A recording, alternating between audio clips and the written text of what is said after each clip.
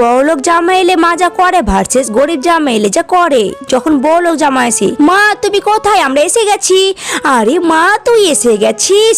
আরে দে দে দে ব্যাগগুলো আমার দে, তোদের আসতে অনেক কষ্ট হয়েছে তাই না? আই বেটা এখানে বস বস, বাইরে যা গরম পড়েছে। এবার যখন গরিব জামাই আসে তখন যা মা করে, মা আমরা এসে গেছি। মা তুমি শুনতে পাচ্ছ? মা আরে তুই চিল্লাছিস কেন? হ্যাঁ আবার চলে এসে বেহার মতন গরিব জামাইকে নিয়ে। দেখছিস তো তো ছোট বোন এসছে, যা তাদের রান্নাঘর যা।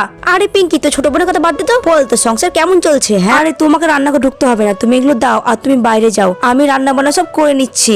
দেখলে তো বন্ধুরা আমার ছোট বোনের জামাই অনেক বড় লোক, এই জন্য মা ওকে কত সম্মান করছে, কত আদর যত্ন করে বসাচ্ছে, গল্প করছে। কিন্তু আমার জামাই গরিব বলে আমাদের তো কোনো সম্মানই নেই। বাড়ি এলাম তা মা একবার জিজ্ঞেস করলে না তোদের আসতে কোনো কষ্ট হয়েছে কিনা কিংবা ভালো আছে কিনা, ডাইরেক্ট পাঠিয়ে দিল রান্নাঘরে ছোট বোনের জন্য রান্না করতে। কিন্তু কি করব, নিজেরই তো মা, নিজের মা যদি এমন করে তাহলে কি আর কাউকে কিছু বলার আছে বলো? আর জানো আমার হাজবেন্ডের কাছে টাকা না থাকলেও আমার হাজবেন্ড কিন্তু আমাকে অনেক ভালোবাসে। কিন্তু আমার ছোট বোনের হাজবেন্ড অনেক বড় লোক, কিন্তু আমার বোনের তো কোনো সম্মানই নেই, ওকে যখন তখন যা ইচ্ছা কথা বলে, এমনকি বাড়ি থেকে তাড়ি দিয়ে আর হুমকি দেয়। তোমরাই বলো ওরকম বড় লোক জামাই থেকে তো আমার এই গরিব জামাই অনেক ভালো, অন্তত আমাকে সম্মান তো করে। আমি মনে করি টাকা পয়সা থেকে ভালোবাসাটাই অনেক। আমি কি ঠিক বললাম কিনা কমেন্ট অবশ্যই বলে যাবে, আর আমার জন্য একটা লাইক করে দিও প্লিজ।